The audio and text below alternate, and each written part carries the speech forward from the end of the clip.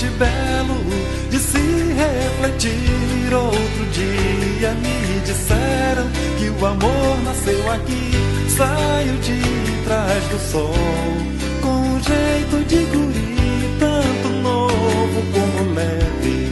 O amor nasceu aqui, saiu de trás do sol, com um jeito de guri, tanto novo como leve.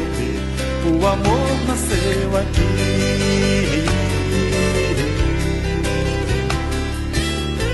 Ponta da areia, olho d'água e Araçagi, mesmo estando na Raposa, eu sempre vou ouvir a natureza me falando que o amor nasceu aqui. A natureza me falando que o amor nasceu aqui. Ponta da areia, olho d'água e Araçagi, mesmo estando na Raposa, eu sempre vou ouvir a natureza me falando que o amor nasceu aqui. A natureza me falando que o amor nasceu aqui. Oh, oh, oh, oh, laia, laia, oh, oh, oh, laia, laia.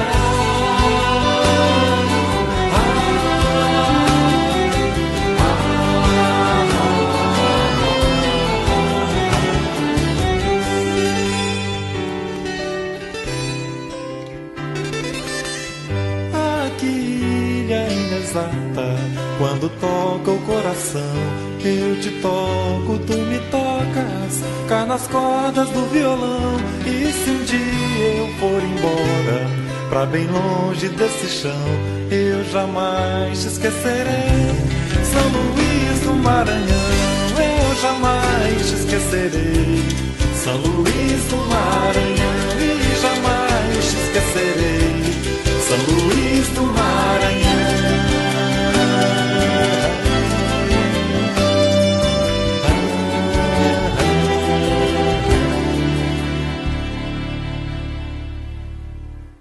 São Luís do Maranhão.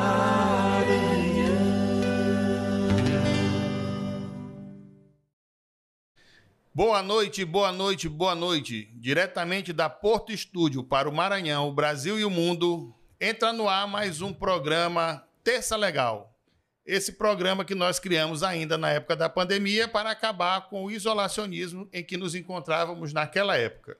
Hoje aqui conosco, para um bate-papo agradável e relembrar as memórias do Maranhão, nós temos um grande historiador, advogado e pós-doutor em Direito. Uma pessoa extremamente qualificada, aliás, doutor em Direito, extremamente qualificada e que conhece a fundo a história do Maranhão. Essa pessoa que está aqui conosco é ninguém mais, ninguém menos do que o professor Diogo Gualhardo Neves.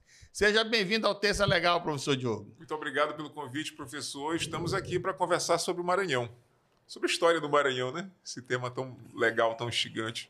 Não por acaso, é importante que vocês saibam que nós estaremos aqui degustando um vinho alentejano, e, portanto, oriundo de Portugal, porque as nossas origens são portuguesas. Isso. O Maranhão é o maior acervo de azulejaria de origem portuguesa fora de Portugal. E esse acervo está incrustado no nosso centro histórico. Professor Diogo, o senhor se recorda como se deu a elevação do Maranhão, do nosso centro histórico de São Luís, à condição de patrimônio? Então, foi em dezembro de 1997. Foi um trabalho de muito afinco da representação política do Maranhão naquela época, da governadora Rosiana Sarney. E aí a Unesco reconheceu São Luís como patrimônio mundial. Mas já havia algo anterior vindo de Cafeteira, né? Que foi quem fez o projeto Reviver, né? O projeto Reviver, ele foi um projeto de 1988, mas desde a década de 70... que vários pesquisadores... Na verdade, se eu fosse fazer uma genealogia sobre o patrimônio de São Luís e de Alcântara, eu ia chegar lá na década de 1920. Então vamos para 1920, 1930. Mas, assim, mais modernamente, pesquisadores da década de 70, do início da década de 70, dentro dos projetos de modernização do Maranhão, se preocuparam com a preservação desse patrimônio. Se o Maranhão ia se modernizar nos anos 70, era preciso que o seu patrimônio fosse preservado. Então, na verdade, tem aí já 50 anos aí de dedicação à preservação desses bens culturais. E é isso aí. Professor, o Maranhão precisa saber que esse levantamento histórico que nós vamos fazer hoje aqui, ele só ocorre graças ao apoio dessas figuras que o senhor vai conhecer agora. São eles que fazem tudo isso aqui acontecer. A Progemax, que é a maior empresa de projetos públicos e privados do Maranhão, a clínica da doutora Mônica Almeida, que faz tratamento a laser de dente sem dor, o Grupo Silva, do meu amigo Carlinhos Silva, Geração Eventos Especiais, tudo em som, palco, iluminação e painéis de LED, São Luís de Cima, que são as imagens de drone da nossa vinheta de abertura, a AGBox, que é a maior empresa de marketing digital do Distrito Federal, o meu blog, sergiomuniz.com.br, informação com descontração. A Porto Estúdio, que é essa casa que nos recebe. A Maia Distribuidora, que é a maior distribuidora para hotéis, pousadas, bares e restaurantes de São Luís. Gabi Pães e Lanches. 60% das lanchonetes de São Luís usam o pão da Gabi. Olha só. A RD Performance, o melhor em musculação e bootcamp. E a Dr. Apple, que é a referência no Maranhão em assistência técnica para celulares e computadores. A Dr. Apple, que inclusive é melhor avaliada que a própria assistência técnica da Apple. São eles que fazem tudo isso aqui acontecer. Muito legal. Graças ao apoio cultural deles que esse sonho de fazer esse podcast para levar informação com descontração acontece. Muito bom. O senhor sabe como é que se deu esse trâmite para a elevação, o senhor se recorda? Então, houve um pedido do governo do Maranhão, eu não lembro agora se de 1995 ou 96, mas levou esse trâmite aí de 1 ano, 2 anos, para o reconhecimento pela Unesco. E o que acontece? Eu sou muito enfático com relação a esse reconhecimento como patrimônio mundial, porque são poucas cidades no mundo que têm esse título, né? O Brasil privilégio, né? É um privilégio, mas parece que mesmo depois desses quase 30 anos, enfim, São Luís ainda não se reconheceu como um patrimônio, porque o centro histórico ele é encarado como um problema e não como solução para a cidade, né? Se não me trai memória, são apenas 3.000 cidades no mundo inteiro que têm esse título. São Luís está dentro dessa elite das cidades e o maranhense, em geral, as pessoas que governam o Maranhão não têm se dedicado a essa oportunidade que é o patrimônio mundial, né? Então, é uma porta que se abre para o mundo, mas os maranhenses parece que ainda não encararam isso com a importância devida. O senhor veja que tem muita gente no Maranhão, muita gente na capital que nunca colocou os pés no centro histórico. Não, o pior é isso. O pior é que não quer ir ao centro histórico, né? Ver como lugar de violência. Às vezes Olha, para o senhor ter uma ideia, meus 3 livros, os lançamentos foram na minha antiga cafeteria, que era no centro histórico, e eu convidava as pessoas para irem lá ao lançamento. O pessoal dizia: mas o centro é muito distante, mas é perigoso, mas é problema. Cara, aquilo ali é o patrimônio mundial. Se você que é maranhense não valorizar o centro histórico, ninguém vai valorizar, né? Então, e aí eu tinha lá meu pequeno estabelecimentozinho e lançando minhas coisas. Eu fazia modéstia, né? E o pessoal, e é difícil fazer o lançamento, as pessoas não vão porque é no centro, botam um monte de problema para ir ao centro. Enquanto o maranhense não valorizar o centro histórico, a cidade, São Luís, o ludovicense, a cidade não vai deslanchar, não vai evoluir. É um passo importante valorizar o centro. Deixa eu ver, né? A minha família ela tem uma relação muito direta com esse centro histórico, porque o meu bisavô, José Paula Barros, pintor renomado no Ceará, com obras no Pará, chegou aqui por um vapor, desceu na rampa Campos Melo, se estabeleceu ali pelo centro, montou a escola dele de pintura, onde hoje funciona a Academia Maranhense de Letras. Olha só. Foi o primeiro a trabalhar com molduras de quadro. A Olha técnica só. de pintura dele, refinadíssima, fez com que os quadros dele tivessem uma receptividade enorme. Ele era tão qualificado que ele fez a reforma dos afrescos do Teatro José de Alencar, no Ceará. Olha que incrível. E aí veio para o Maranhão e aqui se estabeleceu e nossa família acabou por lado materno, surgindo a partir daí. Mas não foi só ele.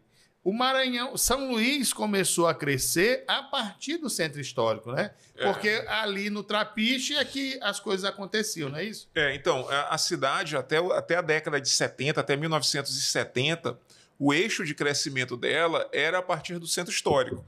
Era o centro, aí Monte Castelo, João Paulo, Jordoa, Filipínio, Anil, e estava se encaminhando para o Tirirical. Então, esse era o eixo de crescimento da cidade, que você conheceu. Era por bonde nessa época? Exato. A primeira linha de bonde foi inaugurada em 1870. Ela tinha um ponto inicial em frente ao Palácio na época, o Palácio do Governo, depois vai ser chamado Palácio dos Leões. Começava ali em frente ao Palácio do Governo do Maranhão e ia até o Anil, já em 1870. Inicialmente com tração animal, era o bonde puxado literalmente por uma parelha de burros. Mas depois, em 1924, veio um bonde elétrico, mas ia até o Anil. Então esse era o trajeto da cidade, né? do centro até o Anil. Esse eixo só vai mudar com a inauguração da ponte José Sarney ali em 1971, no começo da década de 70. É que o eixo da cidade começa a mudar para o São Francisco, para esse lado de cá, vamos dizer assim, né? Mas quem nasceu até 1960 conheceu a cidade, São Luís, como centro histórico até Anil, Olho d'Água. As pessoas, para irem à praia, a praia conhecida era o Olho d'Água. Até a década de 80 eu ainda peguei um pouco disso. As pessoas iam para a praia do Olho d'Água. Por quê? Porque era que tinha acesso por terra. Então, as pessoas saíam do centro, passavam pelo Monte Castelo, ia João Paulo, Filipínio, Anil, até pegar o Turu, a estrada velha do Turu, para alcançar o Olho d'Água. E isso às vezes pegava uma manhã inteira viajando do centro até o Olho d'Água, tanto que as famílias de elite tinham casas de veraneio no Olho d'Água, que ia para passar o final de semana no Olho d'Água, né? Então, e isso só começa a mudar na década de 70, então é relativamente recente. Para pessoas mais jovens, não imaginam esse mundo para São Luís, não imaginam essa cidade. Mas eu que nasci em 79, ainda peguei um pouquinho disso.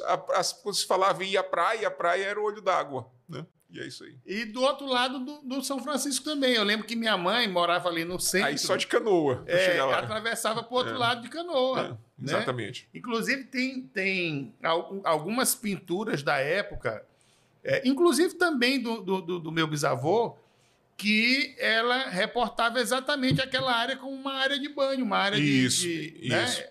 As pessoas iam também até o forte. O Forte Santo Antônio da Barra. Então, quando eu converso com meu pai sobre essa época, e quando eles falavam em ir à Ponta da Areia, era de barco. Agora, às vezes não era uma viagem fácil, porque às vezes a maré estava baixa, ou a maré estava muito mexida, com muitas ondas, e tinha gente que não sabia nadar. E aí era uma viagem mais desafiadora. Então, as famílias geralmente preferiam ir ao Olho d'Água nessa viagem de quase um dia inteiro, né? Eu me lembrei aqui que ali do lado do Palácio Clóvis Bevilacqua, que é a sede do nosso judiciário, sim, ali funcionou a Western, que era dali que Cabo Submarino, Cabo Submarino. Inclusive, a empresa de Cabo Submarino, essa empresa inglesa, o escritório dela era ali no Pedro II, né? Ao lado do que hoje é o Tribunal de Justiça. Na verdade, é um anexo do tribunal, o prédio. Hoje é um anexo. Inclusive, tem um relógio em inglês muito bonito ali na descida da Rua da Estrela, que pertencia a essa empresa do Cabo Submarino. Mas a sede principal era no Olho d'Água, num edifício belíssimo, que hoje é a clínica psiquiátrica La Ravardieri. Eu compro pão na padaria ali. Pois o prédio da clínica era o prédio do Cabo Submarino, e dali saiu o Cabo Submarino. Eu não sabia. Eu não sabia. Como tem um muro elevado lá, não dá para ver a fisionomia do prédio, mas esticando um pouquinho a cabeça em certas posições, você vê que ainda tem um desenho ainda da edificação original, dá para perceber ainda. Né? São Luís, do prédio de Cabo Submarino. São Luís e o Maranhão, na verdade, certa vez eu escutei uma frase que me instigou. Diz que o Maranhão é a terra do já teve. Né? E São Luís é o do já teve que diz arreda. Olha só. Porque de tudo já dizem que até hipódromo já teve. Houve, por incrível que pareça, o Maranhão ele tinha uma tradição de, entre as elites, né, de corridas de cavalos, né? Eu também já ouvi relatos de cidades importantes do interior que também tinham essa cultura. E essas disputas aconteciam no que hoje é o bairro do João Paulo, era uma área de sítios, né? Mas eu também já li relatos sobre corridas de cavalos ali nas imediações do que hoje é a Praça Deodoro, no antigo campo do Ourique. Era um campo vasto ali por trás do que hoje é a biblioteca, não, mas mais exatamente onde é a Biblioteca Benedito Leite. Antigamente havia o quartel do 24º Batalhão de Caçadores, era lá na Praça Deodoro, esse quartel foi demolido na década de 30, e ali naquelas imediações tinha um espaço vasto, ali onde hoje é o Liceu, e ali eles faziam algumas corridas de cavalo ali também. Não era provavelmente um hipódromo, né, mas era um espaço para esse tipo de prática. Eu lembro que eu já tive a oportunidade de ver fotos daquela época, era um descampadão. Exatamente. Então era naquele espaço. Agora, professor. Teve um forte ali também, uma sede do Exército por ali? Então, é exatamente isso. É a antiga sede do 24º Batalhão de Caçadores, o BIS, né, o Batalhão de Infantaria Leve. No começo do século XX, era chamado 5º Batalhão de Infantaria. Quinto Batalhão de Infantaria.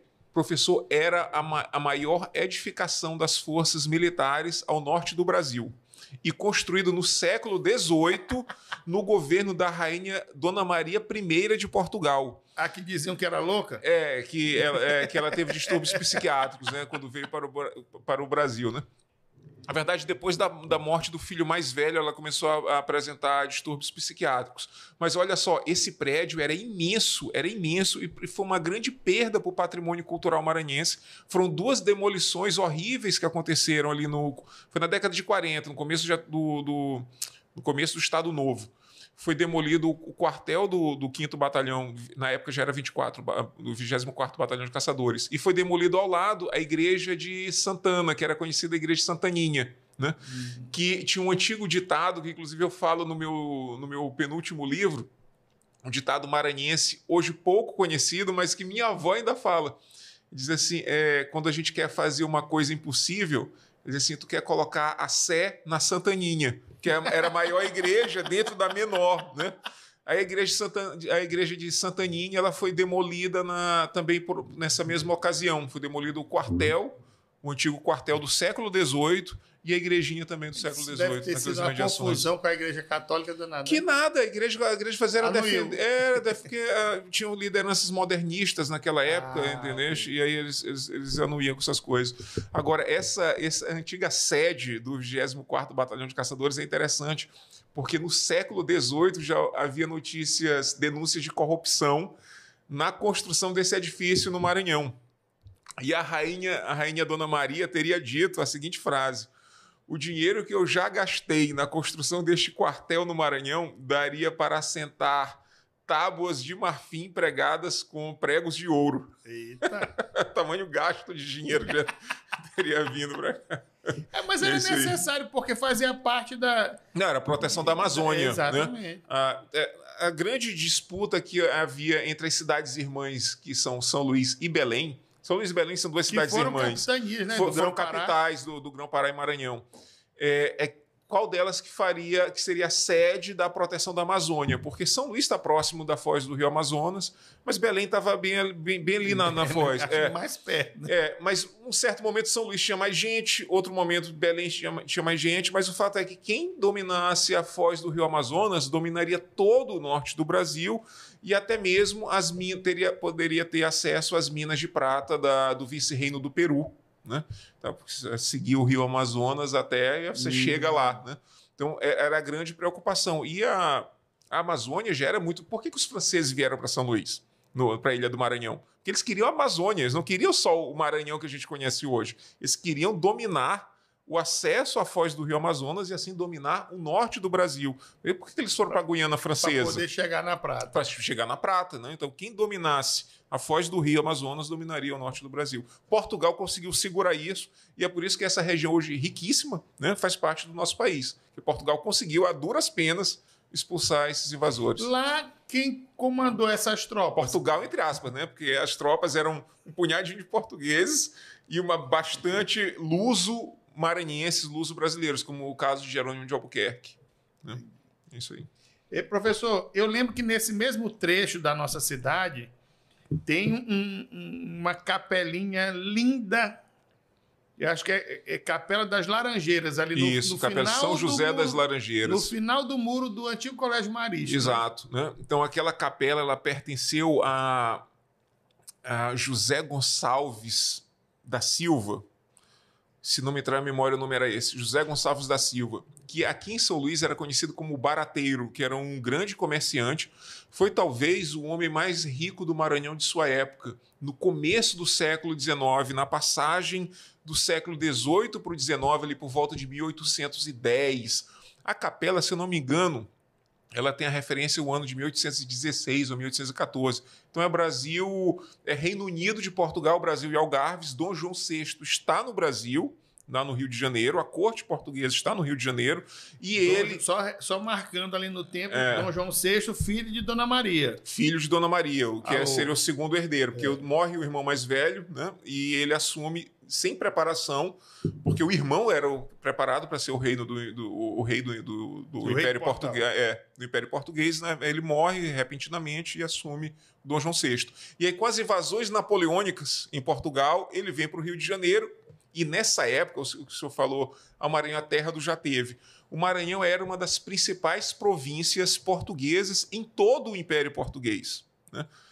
O Maranhão era muito rico, tanto que o José Gonçalves da Silva ele fornecia mantimentos, farinha do Maranhão para as tropas portuguesas em Portugal nas guerras contra Napoleão Bonaparte. Nossa! Então ele despachava navios com mantimentos para abastecer Portugal. Então era nesse nível. Então o Maranhão era muito rico. Até a independência, poucos anos depois da independência, o Maranhão era uma das principais províncias brasileiras. Professor, em Alcântara, que é aqui do lado, nós temos duas ruínas, quase uma de frente para a outra, que seria dois barões disputando quem receberia o imperador. O imperador era Dom João VI... Era o Pedro II. Dom Pedro I ou Dom Pedro II? Já era o Pedro II.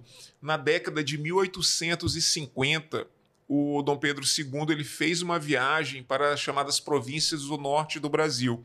Então, não havia o que nós chamamos hoje de Nordeste. Da Bahia para cima era o norte do Império, né? Tudo que fosse da Bahia para cima. E aí ele faz essa viagem, só que ele vai apenas até Pernambuco. Essa viagem é uma viagem muito rica e que o brasileiro não conhece. Mas ele vai pelo Rio São Francisco, ele conhece o interior do Brasil, né? Tanto que é por essa época que ele começa a cogitar medidas contra a seca do Nordeste. Né? A primeira notícia de transposição do Rio São Francisco é dessa época, da viagem que Dom Pedro II fez para as províncias do norte. Mas ele não chega até o Maranhão, se não me engano, ele vai só até Pernambuco. Talvez ele não tenha vindo ao Maranhão porque ele deveria ter sido alertado das disputas políticas internas no Maranhão para ver quem ficaria com a figura de ter recebido o imperador. Pode ter acontecido isso, mas o fato é que ele não vem. E ali, se eu não me engano, são os barões de Pindaré e do Mearim, dois barões muito ricos, e aí você tem um líder do Partido Liberal e outro líder do Partido Conservador, e eles disputam ali para ver quem vai receber. Então, quem recebesse o imperador ficaria com esse legado, né, político de ter sido o responsável pela acomodação. E o imperador não vem, ficam aquelas ruínas, e o único membro da família imperial que vem ao Maranhão durante o Império é o príncipe Gastão de Orleans, o Conde D, esposo da princesa Isabel. Ele vem ao Maranhão em 1889, no último ano do Império. E justamente esse é o tema do livro que eu escrevi, que deve estar indo agora para o prelo, com a ideia de ser lançado ainda esse ano também. O Conde D, ele era francês de origem. Ele era francês. esse título, Conde D, né, faz referência ao condado de E, na Normandia, que é para onde ele vai morar depois da proclamação da República, né, do golpe de 15 de novembro. E esse título foi outorgado pelo próprio avô dele quando era rei da França, em 1830. Né? Quando o neto nasce, ele concede o título de Conde D, e esse é o título que ele carrega. Mas ele é um príncipe da casa de Orleans, lá na França. Né? Então, e aí ele casa com a princesa Isabel em 1864, se a memória não me trai. Ora, vê como é que são as coisas, né? A Normandia, que está dentro do nosso contexto histórico, marcada pelo fato do dia D, que foi através de onde se deu a invasão para a retomada da Europa Isso. que estava sob o domínio, a ocupação nazista. Mas rememorando, a Normandia, ela tem um outro momento de destaque, que é quando os vikings, em 1900 e carne de porco, vêm subindo e alcançam a França, e um deles acaba desposando a filha do rei e se torna o primeiro monarca, vamos dizer assim, da Normandia. Nesse livro, eu faço uma genealogia Ou seja, o sangue do Conde D era viking. Eu faço uma genealogia do Dom Gastão de Orleans, e eu vou lá na Idade Média, isso a partir de um texto fornecido pelo querido Bruno de Cerqueira, que é um historiador, tenho um apreço muito grande por ele. Mas é muito interessante porque esse castelo de E na Normandia, ele tem duas ligações assim muito interessantes com a história e nossa cultura. O castelo de E, aquela região ali, o castelo específico, ele foi uma das prisões da Joana d'Arc, que era um dos apelidos dela era a donzela de Orleans. Ela esteve presa no castelo de E. E no século XX, em 1900 e carne de porco, tomando essa sua expressão, o castelo foi comprado pelo proprietário dos Diários Associados, o Assis Chateaubriand. Assis Chateaubriand. O senador do Maranhão? Exato. Que você deve conhecer essa história, né? Das brigas políticas pela candidatura dele como senador do Maranhão na década de 50. Né? E ele foi um dos proprietários do castelo de E. Você vê como o Maranhão é uma terra do já teve, né? Teve até um senador que não era maranhense, né? E nem pisou aqui. Da vara de porcos, né? Se referindo ao TRE, né? Então, são coisas interessantes da história do Maranhão, mas eu não chego nesse ponto nesse novo livro, eu falo só da passagem do príncipe Gastão de Orleans pelo Maranhão.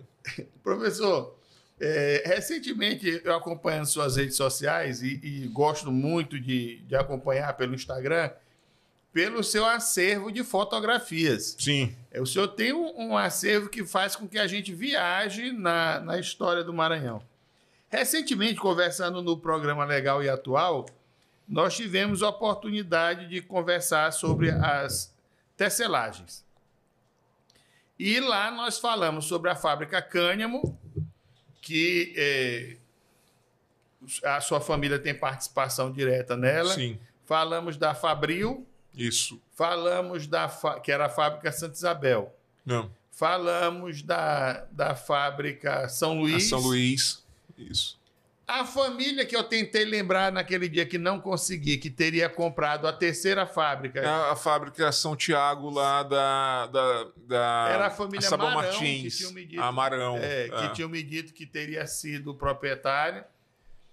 E hoje eu me lembrei da fábrica Santa Amélia. Nós falamos também do Rio Anil, que hoje é o Sintra. E ficou faltando a Santa Amélia. Isso. Eram só essas? Não, tinham outras também ali. Santa Amélia ali no centro, né? Próximo da Cândido Ribeiro. Basicamente, né? Todas ficavam ali no centro. A única que não ficava no centro era a Companhia de Fiação e Tecidos do Rio Anil, né? Obviamente lá no Anil, no atual bairro do Anil. Mas tinham várias outras fábricas. Né? Aqui em São Luís tinha a fábrica Camboa, que foi a primeira. Ela ficava onde hoje é a difusora. Ela foi inteiramente demolida, infelizmente. Por quê? Porque ela foi a primeira fábrica têxtil da capital. Na época, era chamada de Companhia de Fiação e Tecidos Maranhense. Companhia de Fiação e Tecidos Maranhense. Depois, na década de 30, ela foi renomeada como Fábrica Camboa. E essa fábrica ela foi visitada um pouquinho antes da inauguração pelo príncipe Gastão de Orleans, pelo Conde D. Ele foi convidado a conhecer as instalações da fábrica, eu narro isso no livro.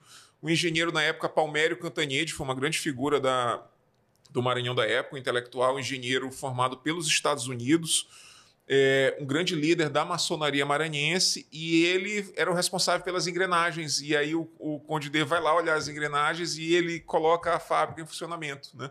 E o Conde D é muito entusiasmado com a industrialização do Maranhão. Isso em 1889, foi a primeira fábrica têxtil de São Luís, mas já tinha sido inaugurada uma em Caxias. Caxias teve 3 fábricas têxteis e uma de óleo, se não me trai a memória. Aí depois que começam as fábricas em São Luís. Mas aqui em São Luís, por exemplo, que nós não comentamos, a antiga sede do CIOG, ali ao lado do Mercado Central. Prédio belíssimo. Também era uma fábrica, uma indústria têxtil. Então houve 9... Esse eu visitei na época do CIOG, porque meu pai teve a honra de presidir o CIOG. Dentre outras fábricas menores, por exemplo, eu me lembro de uma fábrica que foi inaugurada na década de 60. Só explicando para os mais novos que não conhecem, CIOG era o Serviço de Imprensa e Obras Gráficas do Estado do Maranhão, responsável pela edição do Diário Oficial e também pela edição de mais de 100 livros. Na época que o doutor Antônio José Muniz presidiu o órgão, e tendo sido também premiado a nível nacional com um jornal chamado O Vagalume. Eu tenho várias edições do CIOG. O CIOG ele teve um papel fundamental na edição de obras raras do Maranhão, jornais antigos, até a década de 90. Né? Hoje, boa parte desse material é digitalizado, mas antigamente você precisava de uma edição nova e o CIOG cumpriu muito bem essa tarefa. Eles chegaram a editar até Papagaios Amarelos. Não, tem várias. Eles têm eu tenho um volume deles do jornal chamado Publicador Maranhense, o jornal do século XIX, que foi reeditado na década de 70 pelo CIOG. Se não me falha a memória, o Vitorinismo de Benedito Busato também foi editado lá. Eu tenho vários. Ele editou vários títulos de escritores maranhenses, vários. Eu tenho na minha coleção. Quem presidia na época o conselho editorial era Jomar Moraes, que foi presidente da Academia Maranhense de Letras. O senhor fala, eu tenho uma história curiosa do Jomar Moraes, mas não sei se eu devo contar aqui. Não. Aqui vale tudo. Eu tô para mudar a música do programa, vale tudo. Então, olha só. O professor falou que eu tenho uma coleção de fotografias, e tenho mesmo uma coleção de fotografias antigas. Inclusive, eu vou fazer uma live. Era para fazer hoje, eu tinha esquecido da data do podcast. Eu vou fazer essa live quinta-feira, que eu apresento na minha live livros e fotografias que estão entrando na minha biblioteca, de compras que eu faço por aí. E aí eu vou mostrar 3 fotografias antigas de São Luís que estão entrando agora no acervo. Eu tenho coleção física mesmo, livros antigos, documentos antigos do Maranhão e do Brasil, que eu coleciono eu tenho 45 anos, eu devo ter começado essa coleção por volta dos 20, né? Então aí eu tenho aí uns 20 anos de colecionador, 25 anos já de colecionador. E eu comecei comprando livros antigos, obras raras, da minha saudosa amiga Moema Alvim, que ela era farmacêutica, professora da UFMA, e que tinha um sebo, uma loja de livros antigos, ali na rua 7 de Setembro. Né? E eu tinha uns 20 anos, 22 anos, e eu saía da Universidade Federal, cursando História, né? E antes de ir para o Selma, onde fazia Direito, eu passava lá na loja da Dona Moema, volta umas 5 horas da tarde, conversava com ela e sempre encontrava intelectuais lá, era um lugar de encontro de intelectuais. E aí a Dona Moema sempre... Milson Coutinho não vivia por lá, não? Encontrava Milson Coutinho, vários membros da Academia Maranhense de Letras estavam sempre por ali. Vários, sempre tinha ali. E a gente conversava com a Dona Moema e ela sempre trocando ideias com ela. O fato é que sempre quando chegava alguma coisa rara lá, ela ligava para os clientes. Né? Ligava. Dizia, olha, chegou tal coisa. E naquele tempo ainda do telefone, daquele telefone da Telma, tinha um telefone amarelo lindo lá em casa, mas eu emprestei não sei para quem, nunca mais me devolveram. Eu gostava, o barulho não sai da minha memória. Isso, discando ali com aquele símbolozinho da Telma ali no meio ali. E aí tocou o telefone, né? Alguém atendeu lá em casa e disse, olha, para o senhor ver, né? Coisa de antigamente, né? Alguém atendeu e disse, olha, tua amiga Moema está lá no telefone, vai lá atender, ela quer falar contigo. Eu disse, tá bom. Aí eu atendi e disse, pois não, dona Moema. Eu disse, olha, tem uma coisa rara aqui, corre aqui, porque eu já liguei para muita gente e quem primeiro chegar leva. Eu digo, opa, peguei o carro e fui lá para a lojinha dela. Quando cheguei lá, era uma carta manuscrita, mais ou menos uma folha A4. Disse assim, olha, isso aqui é uma carta escrita por Gonçalves Dias. Frente e verso, ele escreveu para um amigo dele. Eu disse, como é que a senhora sabe? No final está assinado, Gonçalves Dias. E aí tinha ali uma biografia do Gonçalves Dias do professor Jomar Moraes, à venda lá no sebo. Eu disse, não, pega aqui o livro, olhei, comparei aqui. Eu disse, parecido. Parecido. Aí eu disse, eu vou levar lá para o professor Jomar Moraes, para ele atestar a veracidade do documento, né? Paguei na época lá, isso, sei lá, quando foi isso aí, talvez 2001, ano 2000, talvez até antes, 1999. Paguei uns R$200 naquela época. Vamos dizer que isso fosse coisa de R$1.000 hoje, né? Paguei ali, feliz, satisfeito, uma carta de Gonçalves Dias, né? Comprei a carta. Aí fui lá, levei, um tempinho depois, levei lá para o professor Jomar Moraes, lá na Academia de Letras. Disse, professor, comprei essa carta aqui e tal, tá aqui a assinatura do Gonçalves Dias, isso aqui é autêntico? Ele olhou assim, professor, parece, mas aqui eu tenho alguma dúvida aqui. Eu disse, mas por quê? Isso aqui parece que esse documento, acho que foi arrancado assim de um caderno aqui, eu não sei se isso aqui é original não, porque nas folhas antigamente não tinha essa margem aqui, não sei o que e tal. Eu não sei, eu tô desconfiado que seja uma falsificação. Eu disse, é mesmo? Eu disse, é. Sabe, o senhor comprou isso onde? Como ele pergunta, não, eu comprei com a dona Moema, aqui a livro, com minha amiga e tal, conheço Moema. Eu disse, tá bom. Eu levei a carta, aquele negócio, cheguei em casa, o cara disse, pô, é uma falsificação, cara. Voltou para desfazer o negócio. Aí eu liguei para dona Moema, disse, dona Moema, olha, eu vou lhe devolver aquela carta. Eu disse, por quê? Eu disse, não, porque eu acho que eu gastei mal esse dinheiro, eu queria meu dinheiro de volta, umas contas para pagar cartão de crédito e tal. Eu disse, não, traz que eu recebo. Eu levei a carta para ela devolver uns R$200, nem contestou nada. Ficou com a carta. Sei que se passou coisa de um mês, ela me ligou para dizer que tinha chegado um livro antigo lá. E lá vou eu, lá com o carrinho lá, cheguei lá, comprei o livro antigo, que está lá na minha coleção. Ela disse assim, tu não sabe quem foi que passou aqui e comprou aquela tua carta. Jomar Moraes. Eu digo, rapaz, eu não acredito num negócio desse. Coisa que iniciante passa, né? Eu era um colecionador iniciante jovem, de uns 20 anos. Enfim, numa dessa eu não caio, nunca mais caí numa dessa. Mas é coisa de colecionadores, né? Essas coisas acontecem. Eu assisti recentemente um documentário sobre Gonçalves Dias na TV Assembleia, que foi produzido pela Mavan, do Joaquim Aico. Joaquim Aico esteve conosco aqui semana passada, uma participação agradabilíssima. Um homem muito inteligente, diga-se de passagem. Muito. Eu falei a ele, feliz de nós que podemos dizer que temos uma pessoa da envergadura de um Joaquim Aico.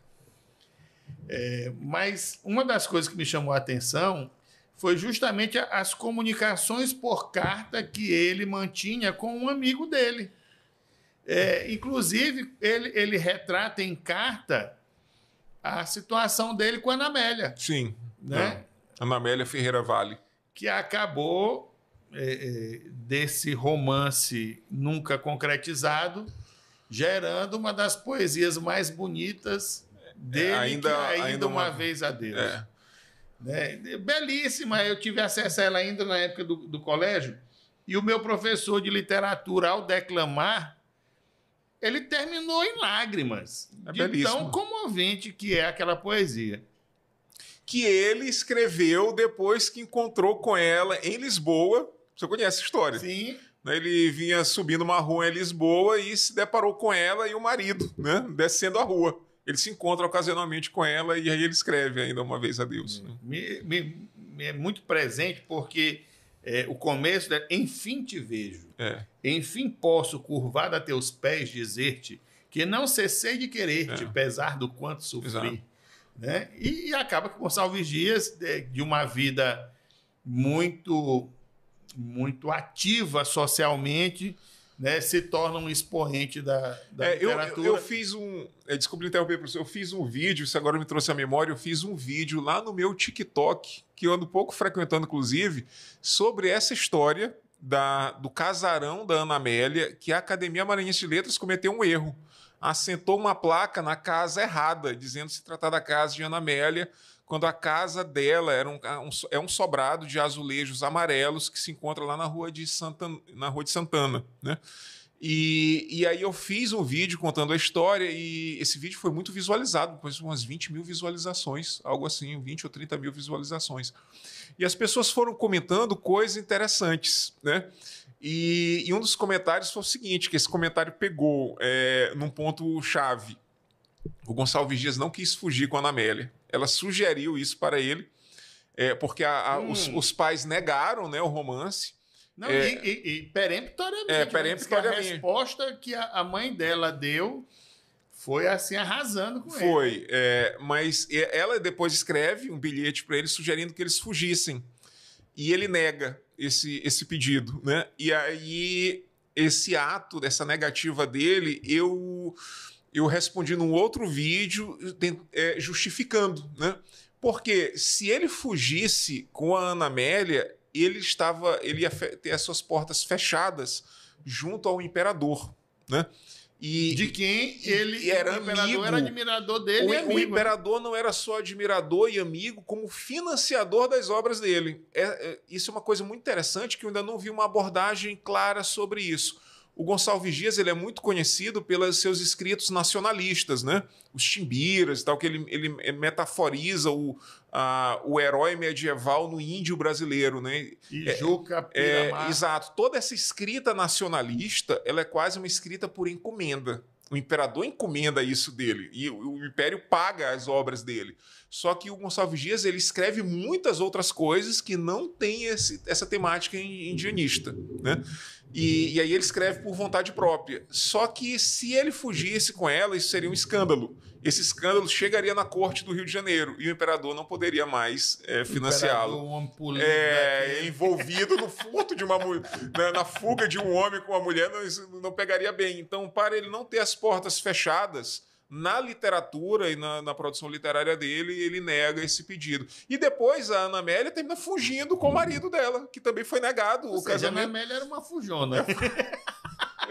Eu não podia perder a piada, você. Porque naquele tempo para casar era uma coisa um pouco complexa, né? Não é como hoje, que você conhece na internet ali e sai casando por aí, né? Tinha que ter autorização, né? Eu me recordei que o imperador... Você só me desculpe, porque eu sou fã dos alentejanos. Não, tá ótimo. Depois, se eu quiser comentar sobre a presença portuguesa, eu acho que a gente terminou fugindo, falar sobre o Grêmio Litero Recreativo Português, quero sim, mas a presença dos portugueses. Eu quero só esgotar Gonçalves Dias, porque Gonçalves Dias, muito doente, teve doença venérea, ele teve várias complicações médicas, ele acaba, por recomendações médicas, tendo que voltar à Europa. E dizem que esse retorno dele à Europa teria sido custeado pelo imperador. O imperador fomentou o retorno dele. O imperador deu um emprego para ele na comissão... Desculpa, conclua, por gentileza, seu pensamento. E aí, depois, ele chegando lá, não consegue êxito, queria voltar, não achava um navio que permitisse um doente vir com os demais, então ele acaba vindo do Ville de Boulogne, que é um navio cargueiro, e ele estaria na parte mais baixa do navio. Quando o navio afunda na Baía de Cumã, ele é o único que morre. Ele é o único que morre. Ele vinha com um quadro grave de tuberculose, né? E o navio nem afunda propriamente, o navio aderna. Ele encalha no banco de areia e aderna. Tanto que há tempo de toda a tripulação sair do navio, há tempo de haver desembarque de cargas. Eles tiram os caixotes do desembarcado. Quando já estavam em terra, se lembraram que havia um passageiro com Gonçalves Dias, voltam ao navio adernado e não encontram Gonçalves Dias. Do que eu cogito, mas é uma cogitação minha, que ele tenha se atirado ao mar. Porque o navio ele não foi coberto pelas águas. Tuberculoso, atirado ao mar, e ele morreu afogado. Então, como não sei se é até conveniente falar, ele tenha posto fim à própria vida deliberadamente, né? Isso era relativamente comum no século XIX, e ele sendo um poeta romântico e ele tendo escrito sobre o Maranhão e aquela coisa de ver as palmeiras. Deus que eu morra sem que volte para sem lá, que aviste as palmeiras. Pois é, e aí cogito eu, mas isso é uma cogitação minha exclusivamente, também nunca vi isso escrito em lugar nenhum, que ele tenha posto fim à própria vida. Né? E é isso aí. Gonçalves Dias é uma passagem assim, interessantíssima. Recomendo que o senhor procure esse documentário, porque é espetacular. E, vez por outra, ele é reprisado na TV Assembleia. Muito bom, realmente vale a pena. Mas voltando à coroa portuguesa, aos portugueses no Maranhão. Porque o senhor havia falado da fábrica Cânhamo, né? Eu terminei conduzindo para um outro tema. Então, a presença, por que eu acho importante falar sobre isso? A coisa da cidade dos azulejos, dessa pequena Lisboa, isso pode ser um caminho muito bom para desmistificar aquela ideia que o português veio para explorar o Brasil, que roubar o nosso ouro. Maranhão nem ouro tinha, né? Então, os portugueses criaram uma pequena Lisboa aqui, porque os portugueses não vieram para explorar. Isso tem esse mito que é narrado nas escolas, havia uma colônia de exploração. Como colônia de exploração se fizeram uma pequena Lisboa no Maranhão? E não só aqui, Ouro Preto. Se você pegar um avião, for para Minas Gerais, for para Ouro Preto, você vai ver joias do barroco português, da civilização do barroco no Brasil. Que exploração é essa? Mas lá eu até tenho cá minhas dúvidas, porque afinal lá era um entreposto. Né? E aí, por lá saíam as riquezas. Tinha que passar. Lá é como se fosse uma coletoria. Mas aí veja, por exemplo. E aí, não, mas circulava o real. Mas olha só, por exemplo, uma comparação como Serra Pelada. Que os brasileiros exploraram Serra Pelada. Cadê o legado cultural? Cadê as cidades? Cadê as igrejas? Cadê a literatura? Cadê o Gregório de Matos? Cadê a poesia? Então, se eu for... Vamos dizer que a exploração daquela época era cultural. Né? Se eu for fazer uma viagem para o Brasil do século XVIII, eu sou obrigado a reconhecer uma civilização no Brasil. Né? Se eu pegar a literatura, inclusive, até um marco divisório da cultura brasileira com Portugal já no século XVIII, que os poetas brasileiros escreviam em Salvador, que os poetas brasileiros escreviam em Ouro Preto, aqui no Maranhão com o Odorico Mendes. Então você tem uma literatura e uma cultura construídas durante esse período. Então eu não acredito muito nessa coisa de colônia de exploração. Aí está aí o nosso centro histórico para ver aqui. Se fosse só explorar, que entreposto é esse? Cadê o ouro? Que eles vieram para construir. Ele foi feito pelos comerciantes e portugueses aqui instalados e que aqui ficaram. Então, se eu fosse, por exemplo, falar a colônia de exploração, os portugueses continuaram aqui.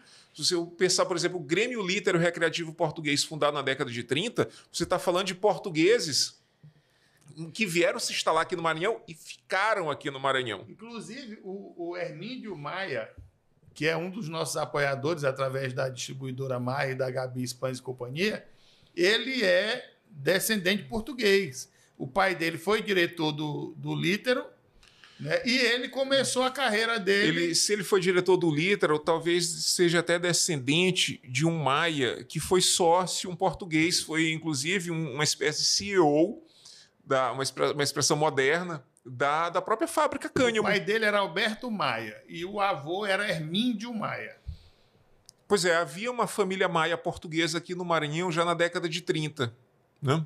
Então, cadê a exploração? Quer dizer, esse conceito de veio para explorar e roubar o Brasil, eu não acredito nisso, porque o legado físico dos portugueses, dos azulejos portugueses, se fosse só para explorar, não teria o centro histórico aqui, não teria os portugueses aqui, não teriam... Não só azulejos, né? O próprio casario, a literatura.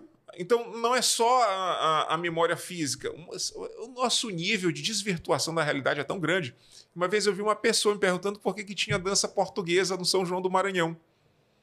Por que tem a dança portuguesa? Por que tem tantos grupos de dança portuguesa? Porque os portugueses vieram, ficaram e dançaram aqui, e esse legado ficou. Então, as pessoas estão aqui, faz parte da nossa constituição física, genética, cultural, literária, enfim, né? Faz parte da... A minha família, por exemplo, ela tem origem tanto na Espanha quanto em Portugal. Inclusive, o maranhense Antônio Muniz foi um dos líderes da luta pela expulsão dos holandeses. Os Muniz desceram Talvez aqui. aqueles Muniz com O, né? O Moniz, né? Porque é Muniz e Moniz. É. Eles desceram aqui e foram subindo pela foz do rio Itapecuru e chegaram, passaram direto Itapecuru, Codó, Coroatá. Alguns subiram para a direita, ali na região, alcançaram Mearim, foram até Zedoca. Olha só. Mas esse antepassado lutou na campanha pela expulsão dos holandeses, acabou abatido, acabou vindo a falecer. Então é um herói. Mas é o herói do Maranhão nossa participação está lá. Pela expulsão do invasor holandês. Os Muniz estavam lá brigando. Um grande amigo que é o José Loredo, inclusive. Só registrando que o Peterson Abreu. Já mandou aqui mensagem. Grande amigo Diogo. Está aqui acompanhando. O Peterson aqui pediu para falar sobre aquele casarão do Canto da Fabril, né? Ah, sim. Nós falamos lá na TV Assembleia, na TV mas nós vamos só esgotar essa parte dos portugueses. Sim. Né? Aí a gente entra na parte do nosso acervo industrial. Já começamos a falar das fábricas, mas eu queria saber um pouco sobre retornar às fábricas através da Cânhamo, que hoje é onde funciona o CEPRAMA. Então, a fábrica Cânhamo, para quem entra lá no CEPRAMA, e eu recomendo muito a visita lá ao prédio, existe, como eu chamo, um tapete de ladrilhos. É ladrilho, aquela espécie de, alguns chamam de azulejo, mas ele é de cimento, ele fica no chão, né? Eles faziam um piso das construções do começo do século XX. Então tem um tapete de ladrilhos com o nome dos fundadores da Cânhamo: Manuel da Silva Sardinha, Alexandre Colares Moreira Júnior, um Launé. Parente do Colares Moreira da Avenida, não? É o próprio Colares Moreira. Inclusive, eu posso até falar depois sobre ele, que envolve uma ação popular. Coronel Colares Moreira. Coronel Colares Moreira. O túmulo dele foi demolido pela atual gestão do Cemitério do Gavião, um túmulo do ano de 1909. Não brinca um crime, né? Não, tem uma ação popular juizada pelo Ramsés, amigo pessoal, ele é o autor popular. Eu sou o advogado que ajuizou a ação, que escreveu a ação popular. Inclusive está agora com prazo aberto para alegações finais. O Estado do Maranhão foi chamado pelo Ministério Público a compor a ação no polo ativo, e agora nós temos um parecer, as alegações finais do procurador do Estado do Maranhão pedindo a procedência da ação, né? Então foi demolido, foi vendido o espaço para que fosse sepultada uma família nova lá, e foi demolido um túmulo de 1909. Alegando o quê? Falta de pagamento? Não, alegando abandono. Mas já havia uma liminar do juiz da Vara de Interesses Difusos e Coletivos proibindo essa demolição, e mesmo se foi vendido, foi demolido. Não, nós estamos aguardando, se Deus quiser, a procedência dessa ação e o tombamento, o reconhecimento do valor cultural dessas sepulturas históricas do Cemitério do Gavião. Recentemente o senhor esteve lá no Cemitério do Gavião fazendo uma visita aos túmulos, né? Como foi descoberta essa demolição? Existe um grupo chamado Semitour, que faz turismo nos antigos cemitérios da cidade. A nossa cidade tem 400 e tantos anos, né? Então tem cemitérios antigos na cidade. E o Cemitério do Gavião é o mais antigo em atividade, e foi durante uma visita do Semitour que presenciaram a demolição de um túmulo, e depois nós entramos com a ação judicial, né? Para o senhor ver o nível de desproteção, vou chamar assim, do nosso patrimônio cultural. Esse é o nível. E aí, lá na Cânhamo, na entrada da Cânhamo, tem o nome dos fundadores. Só que foi inaugurada a fábrica Cânhamo, isso é narrado pelo Jerônimo de Viveiros, meu patrono no Instituto Histórico e Geográfico do Maranhão, que a Cânhamo foi inaugurada e 5 anos depois ia decretar falência. E ela só não faliu porque entrou na gestão dela um comerciante português, que foi justamente o meu ancestral, meu trisavô, Manuel Matias das Neves, e ele foi o grande gestor da fábrica, ele adquiriu a fábrica, e a fábrica funcionou de 1895 até, na gestão, ele e os descendentes como gestores, até 1959, 1960, quando a fábrica foi vendida para a família do escrivão, tinha um cartório lá na Rua do Sol, Tito Soares, em sociedade com outro português, o Manuel Romão dos Santos, que foi procurador da Associação Comercial do Maranhão, que eu tive a oportunidade de entrevistá-lo em 2004, mas já falecido. E aí, enfim, então esse meu ancestral português, comerciante português, Manuel Matias das Neves, foi o gestor da fábrica, e a fábrica pertenceu à família dele, a família de meu pai, por 60 anos. Professor Diogo, eu observei, inclusive foi numa das... Eu queria mandar um forte fotos. abraço pro Peterson, né? Daqui a pouco a gente fala do do casarão lá da... Eu queria até ver se as fotos já estão disponíveis com o pessoal da retaguarda. Tu poderias começar pela exibição da foto da Cânhamo. É uma foto assim meio avermelhada. Ah, ele não vai encontrar. Eu acho que ele não vai, porque eu mandei pelo menos 90 fotos aí para ele. Mas se ele for passando as fotos, a gente pode ir comentando. Tenta projetar, por favor, Vinícius. Me recorda o fato de ter lido numa de suas fotos, na foto da Cânhamo, que foi justamente... Essa aqui foi a última foto que o senhor postou, que é a vista... vista de uma parte de São Luís. Aqui é a igreja do Desterro. Aqui é o Portinho. Essa aqui, como eu comento lá, é uma vista que se perdeu, porque em 1972 foi feito o anel viário, em 1900, na gestão do prefeito Haroldo Tavares, em 1988, o aterro do Bacanga, e aí desapareceu aqui, porque hoje aqui tem o mercado do peixe, aqui tem o aterro do Bacanga, então essa vista não existe mais. Então isso aqui nós estamos... é um cartão postal, né? É um cartão postal, é circulado, inclusive, com selo ali. O ângulo de visão é da barragem do Bacanga para lá, E seria exatamente mais ou menos aqui da posição da barragem do Bacanga, onde antes havia um antigo moinho de ventos, tem as ruínas dele lá, ali próximo da UFMA, então essa aqui é a visão aqui, a Madre Deus, enfim, então essa vista se perdeu. Pode passar. Eu estava comentando que na sua foto eu vi... Olha, isso aqui sou eu com 20... A Cânhamo fabricava sacos, né? Aqueles sacos de estopa. Um dos grandes produtos de todas as fábricas têxteis era a sacaria. As outras fábricas faziam sacos de algodão, mas esses sacos de algodão eles não eram tão bem vistos no mercado. O melhor saco era o saco de estopa, que só a Cânhamo fazia o saco de estopa. Será que esse declínio se deu com a desutilização dos sacos? Então, em 1900... Reduziu o mercado. Não, em 1900... Você sabe que hoje, tem um saco, por exemplo, se eu for numa padaria, às vezes eu compro saco para botar entulho de obra. Se você for numa padaria, você compra saco de nylon. E eles vendem caro esse saco de nylon. É caro. Na verdade, é o saco o saco do trigo. Exato, o saco do trigo. É de nylon, exatamente. Exatamente. Esse saco é caro, eles vendem a unidade a R$5, né? Então, olha só, em 1968... Quando eu preciso, eu consigo com o português. Olha aí. Esse da Olha aí, você está vendo que o português está aqui. Então, olha só, em 1968 houve um projeto para que a Cânhamo saísse lá do centro histórico e fosse se instalar no distrito industrial. Próximo à antiga Oleama, tinha uma fábrica ali na estrada, na BR-135. Eu lembro que tinha uma fábrica de óleo de babaçu que até os anos 2000 acho que funcionou. Ainda comprei borra lá. Pois é, então ali ao lado ia se instalar a Cânhamo e ia fabricar o saco de nylon aqui. Agora, a decadência também tem a ver com a queda das exportações do babaçu, porque como é que a Cânhamo vendia o saco? As casas de exportação de babaçu chegavam na Cânhamo e encomendavam 30 mil quilos de saco para exportar o babaçu. Aí o babaçu era ensacado e no Porto de São Luís despachado. Então era assim. Então eles faziam compras imensas de saco.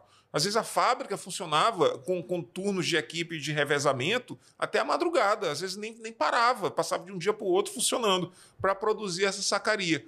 Aí quando o Maranhão deixa de ser um exportador da amêndoa do babaçu, aí as indústrias entram, vão quebrando. Essa imagem aqui é o senhor em Cururupu. Eu tenho um carinho muito grande por essa imagem. Ela foi registrada por um americano que veio fazer uma coisa escrita ali em inglês, né? Fletcher and Derby. Fletcher and Co. e a cidade é Derby, na Escócia. Foi uma fabricante desse maquinário. Então aí eu tenho aí uns 20 e poucos anos, já meio barrigudinho, né? A barriga estava crescendo nessa época. É porque a gente começa a tomar cerveja. Pois é. E aí isso aí é o maquinário da usina Aliança, que funcionou até a década de 60. Eu estou escrevendo. E usinava o quê? Açúcar. Fazia, olha, o que ela... cachaça. Ela fazia cachaça porque e açúcar. Porque antes de Cururupu, quem entra ali naquela via que vai dar em Cururupu, ao sair da área de Pinheiro e próximo de Ali em Central, entrando à direita, tem um moinho antigo lá. Ali é a antiga usina Joaquim Antônio. Eram as duas grandes usinas do Maranhão, que até a década de 60, até 1960, produziam açúcar e cachaça. Essa outra eu tive lá. A Cachaça Aliança... Fui procurando cachaça, não, infelizmente fecharam. Mas lá em Central tem uma produção. Então, se fosse hoje, estava funcionando vendendo açúcar mascavo, que eles fabricavam açúcar mascavo de alta qualidade. Infelizmente, esse maquinário todo está se estragando lá dentro do mato, né? Eu defendo muito a criação de um museu da indústria no Maranhão, que esse maquinário, parte dele poderia estar em um museu desse, mas que o museu no Maranhão está se apodrecendo e o arquivo histórico está desabando. Eu defendo a criação do Museu da Imigração Libanesa e eu não consigo falar com o prefeito da cidade para passar essa ideia para ele. Calcule. Pedi até para Joaquim, porque ele foi o autor da lei que estabeleceu o dia da imigração. E eu poderia dizer assim, se fosse no primeiro mundo, estaria um museu. Não vamos longe, no Piauí, no Ceará, tem um museu da cachaça, com engenhos funcionando no museu. E aqui no Maranhão, que nós temos uma tradição de séculos se perdendo. Dessa qualidade. Pode passar, Vinícius. Esse aqui é em Cururupu, né?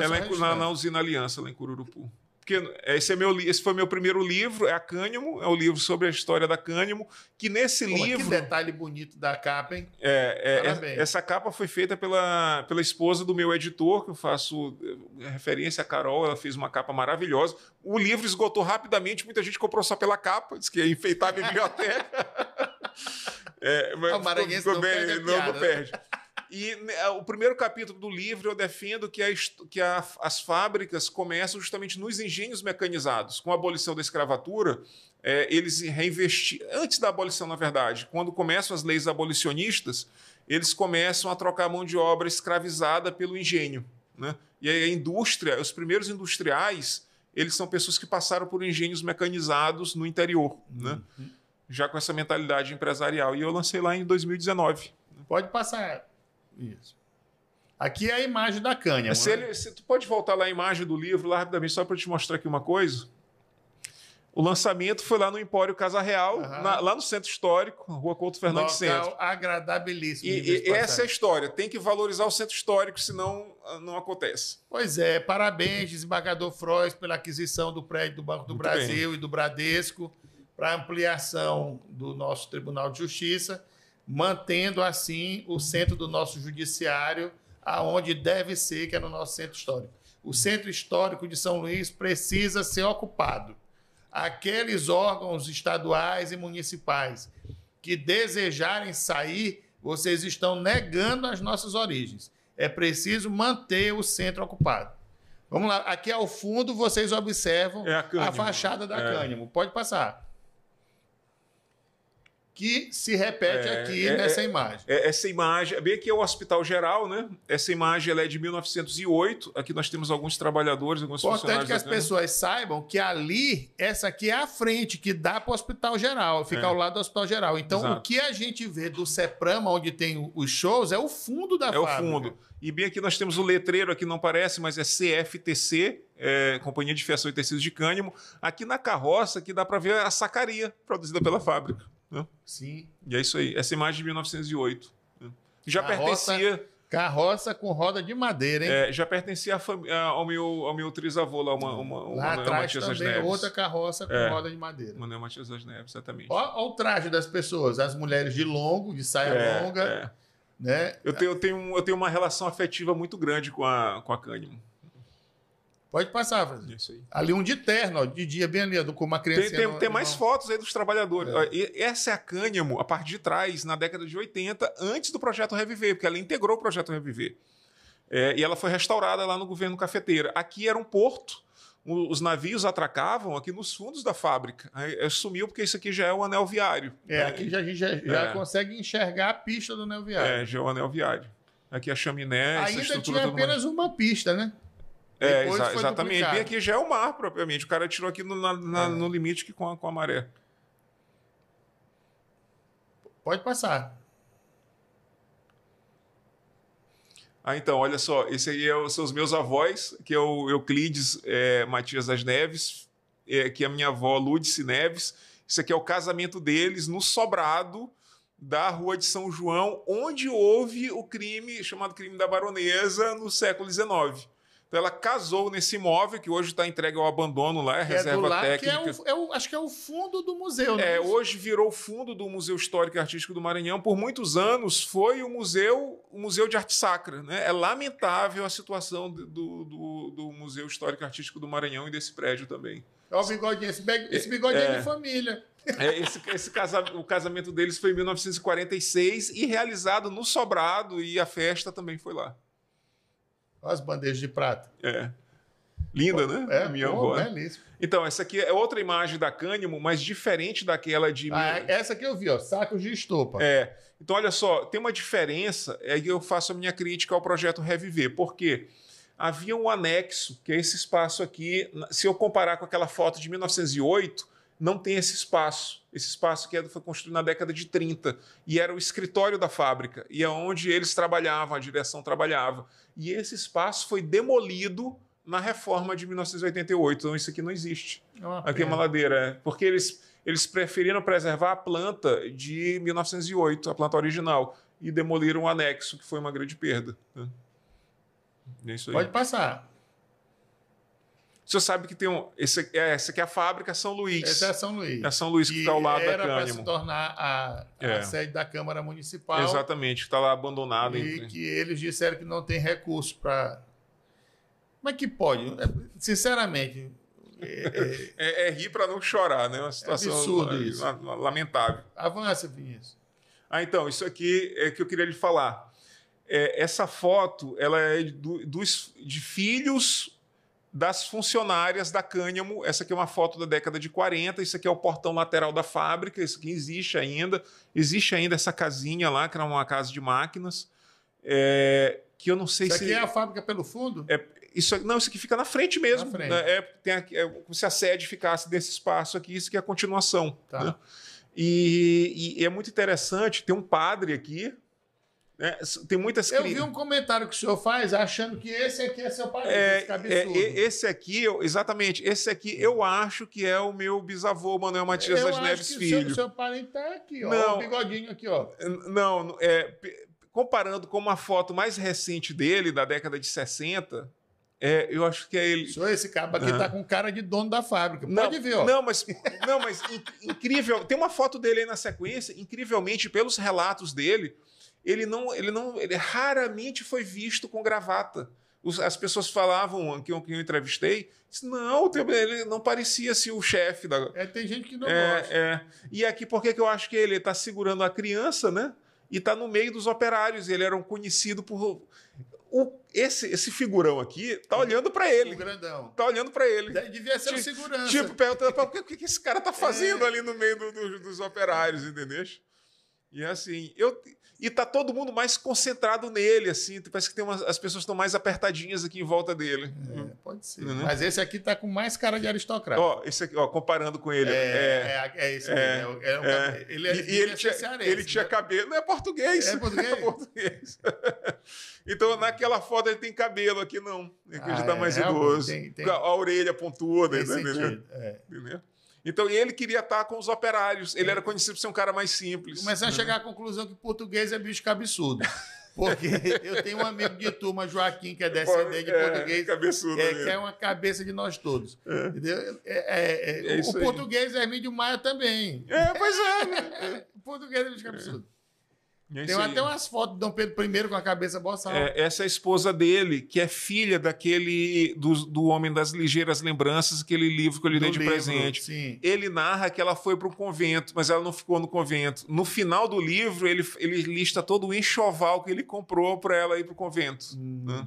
Depois lê esse livro, é bastante interessante. Agora está programado para as férias. Você vai gostar. Eu devo ir, né?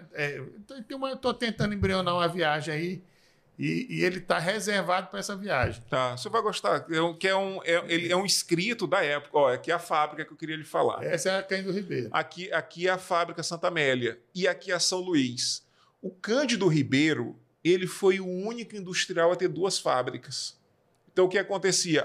A São Luís de fiação e Santa Amélia de tecido. Exato. Então, olha só. Quando ele comprou, ele formou o famoso Cotonifício Cândido Ribeiro. E é por isso que o nome da rua é Rua Cândido Ribeiro. Né? Tem uma outra ele era passagem, caxiense. O CRC, que tem lá, Cotonifício Cândido Ribeiro.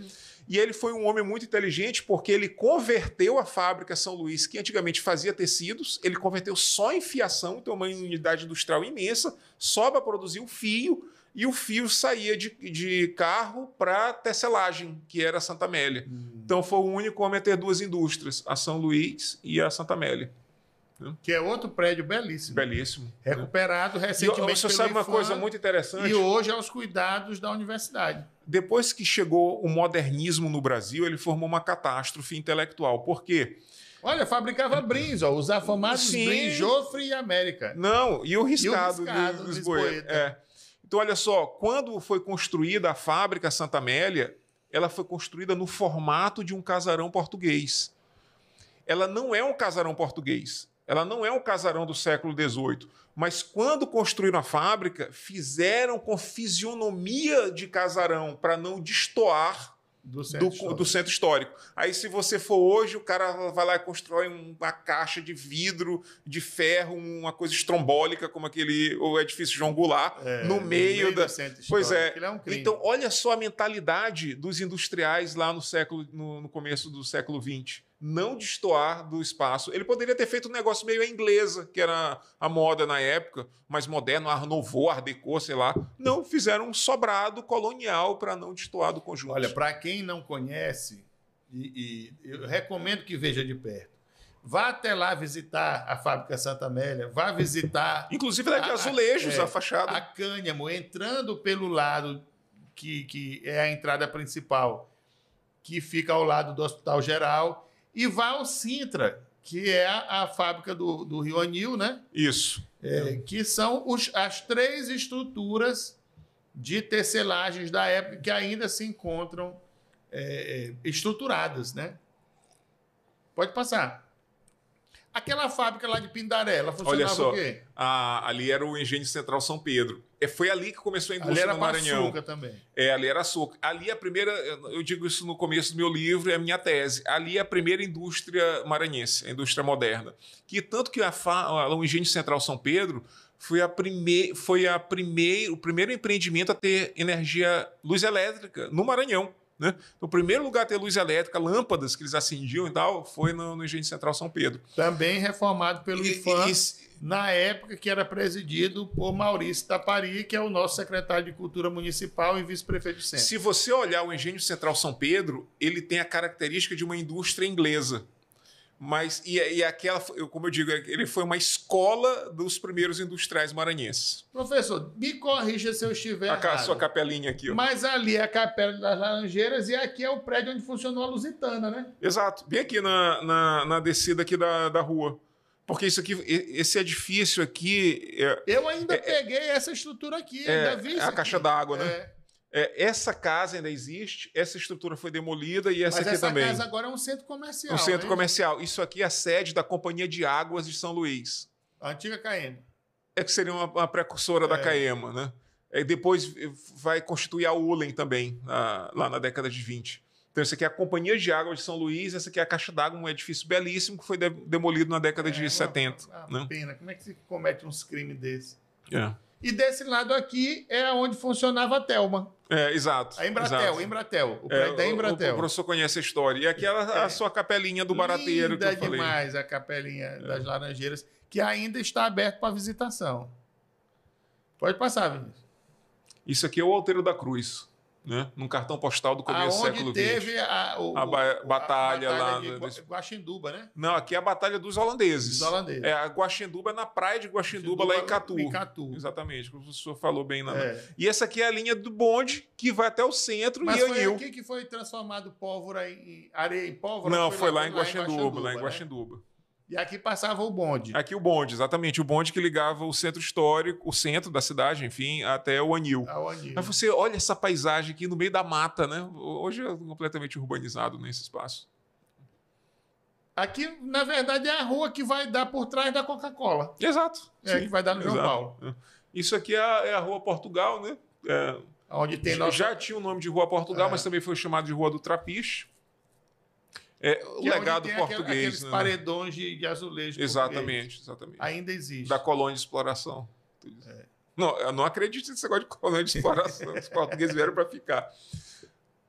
Acho que ele pode passar, Pode passar. Sou apaixonado por fotografia. São cartões postais antigos, né, colorizados à mão. Isso aqui é onde hoje é o edifício João Goulart. Foi demolido um sobrado imenso de azulejos. Ó. Se eu ver, isso aqui é a fachada. Exato, isso aqui é a fachada. A fachada lateral. Lateral. Aqui tem um estacionamento bem aqui exato. Atrás. Isso aqui é a fachada lateral e daí tem a fachada frontal. Era um edifício enorme de azulejos. Aqui seria o prédio da Western. Exatamente. Exatamente. E hoje pertence ao TJ. Exato. Perfeito. Pode passar. Minha mãe morou aqui. Esse é um pescador do Bacanga, né? Isso aqui é mais ou menos onde hoje é o cais, ali é onde sai a lancha para Alcântara. Na Ponta da Espera? Não, aqui em frente à Casa do Maranhão. Ah, tá. É. Perto da Rampa Campos Melo. Exato.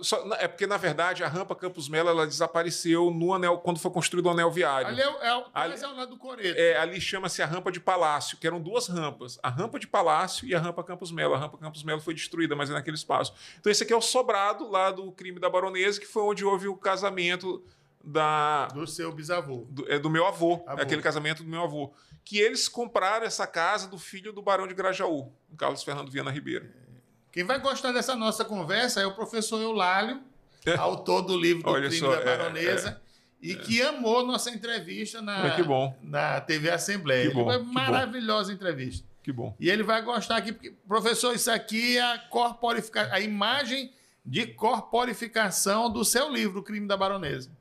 O casamento da minha avó foi aqui, nesse espaço aqui. Houve 2 casamentos aqui, o dela e da... E tinha eira. Tinha a eira lá dentro. A eira era aqui ao lado, onde é o pátio. Mas tinha a beira e a eira aqui ao lado.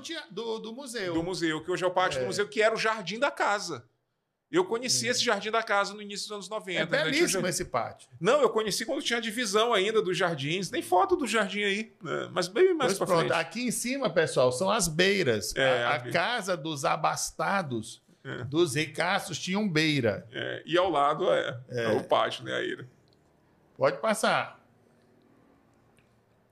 Essa aí é o famoso farmácia e laboratório João Vital de Matos. Que dá nome à rua João Vital de Matos. Essa aqui é a Rua da Palma e aqui é a Rua João Vital de Matos. E esse laboratório... Pô, que casarão bonito, né? Pois é, cara. Aqui tem 3 extensões de telha. É a beira... Não, é beiral. Beiral, simples assim. E eu conheci Esses círculos aqui são de ventilação? São de ventilação porque era parte do laboratório na parte de baixo. Esse laboratório, ele chegou íntegro. Tem isso aqui também na Casa do Maranhão. Ele chegou íntegro até os anos 90. E nos anos 90 eu conheci aqui a farmácia ainda com os remédios antigos do século XIX. Né? Ele produziu remédio até os anos 70. E aqui tinha uma exposição de remédios antigos. É uma coisa belíssima. Olha aqui a influência da moda da época nesse nosso clima suíço. Todos de terno. Então, sabe que o professor sabia que muita gente me pergunta assim, mas naquele tempo fazia calor. Você sabia que Mas aquele era linho puro, né? Além de ser linho, que é um tecido que não esquenta, sabe-se hoje que existiu a pequena idade do gelo. Você já ouviu falar disso? Não. Ela começou nos anos 1600 e existiu até a década de 1860. Chama Pequena Idade do Gelo, que foi muito frio no norte do planeta e nos trópicos também. Então no século XIX, as temperaturas eram mais amenas. Senhor, eu merecia ter nascido nessa Foi mais ou menos 400 anos da Pequena Idade do Gelo. Vai ver que meus antepassados, né, em vidas passadas, eu devo ter nascido nessa época, para gostar de frio como eu. Aqui como é o nome desse negócio aqui que iluminavam? Com óleo de baleia. Então, exatamente um lampião aqui, lampião. Né? Então, só que aqui na época dessa foto, acho que já eram uns lampiões a gás. Né? São Luís teve a iluminação a gás também. Mas observem aqui também, de influência portuguesa, as sacadas, né? As sacadas. Então, esse aqui é um brasão do Império, que fica ali na entrada da Feira da Praia Grande, ali na Casa das Túlias. Fazer outro programa, porque nós precisamos bem que você falou que não ia dar tempo, né?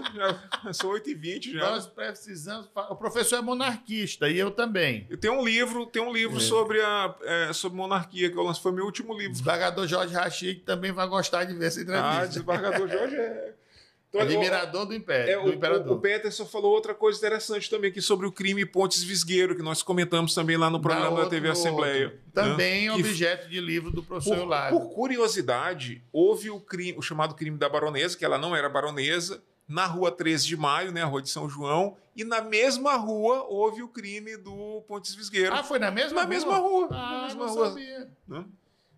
Que foi quando o desembargador Pontes Visgueiro assassinou a Mariquinha, porque ele nutria uma admiração possessiva, vamos dizer assim, ela muito nova, namorava com ele e com outros, e ele acaba por assassiná-la e colocar numa caixa, né? A Mariquinhas, ela era uma jovem que era prostituída pela mãe, né? Aqui, Dona Ana Jance. Que nós não poderíamos deixar de falar sobre ela, né? Isso aqui é a última residência dela, que fica na rua Rio Branco, foi a residência onde ela morreu, tá lá. Próximo do palacete dos Maluf. Exato. E isso aqui é uma história, essa imagem, essa composição eu fiz para contar uma história sobre Aqui não funcionou o IASG? Não sei. Eu sei que tem um ano aqui, na 1864, nesse pórtico muito bonito. No caso, quem olhando de frente para a esquerda vai ter aquele prédio da UFBA. Por falar do nosso amigo Maurício Itapari, seguindo aqui é a casa do Barão de Itapari, o José Seguins de Oliveira, né, que foi titulado Barão de Itapari, que fica bem na esquina da rua Rio Branco com a rua Barão de Itapari, que é ancestral dele, Barão de Itapari. Tá vendo aí, né? Olha onde. Era vizinho do Carcamano. Então, olha só, eu fiz... Só a nata que morava lá, Maurício Itapari. Eu fiz essa composição aí para contar uma história sobre a Ana Jansen, que conta essas lendas bobas sobre ela, que não tem nada a ver, mas tem uma história verídica que ela queria lançar um sobrinho como candidato a deputado, seria o deputado federal à época, né? E era um jovem, né? Naquele tempo se começava muito jovem na política, ele tinha mais ou menos uns 20 anos. E ela convocou uma reunião política nesse sobrado, né, nesse imóvel, para apresentar o jovem para as figuras políticas que ia lançar a candidatura dele. E na noite de apresentação, o rapaz ficou com medo e se escondeu num quarto. Amarelou, foi se esconder num quarto. Aí ela ficou constrangida, obviamente, pediu desculpas aos presentes, disse lá uma desculpa qualquer, né, que acontecido alguma coisa, que ele não poderia estar presente, pediu desculpas, terminou acontecendo um evento lá, mas sem a apresentação do jovem. No dia seguinte, houve o castigo. Né? Ela disse assim, olha, você me colocou numa situação muito difícil, eu chamei os principais políticos da cidade para apresentar seu nome e você terminou se comportando como criança. Em razão disso, de você ter se comportado como criança, agora você vai se vestir como criança e vai andar nas ruas da cidade de bermuda. Porque naquele tempo, no século XIX, quem andava de bermuda era crianças, como aqui retratado aqui. Calça curta, pois é. E colocou ele para ir nas feiras da cidade de calças curtas, para que fosse conhecido que ele tinha se comportado como criança. Pode passar. Isso aí. Se bem que aquele ali pode ser... Aquela casa não é descendo ali quem ia para o antigo... Ela fica de esquina. Espaço cultural? Ela fica... Exato. Então esse prédio é da UFMA hoje. Eu acho que funciona uma clínica de olhos. Então é antes de virar o canto.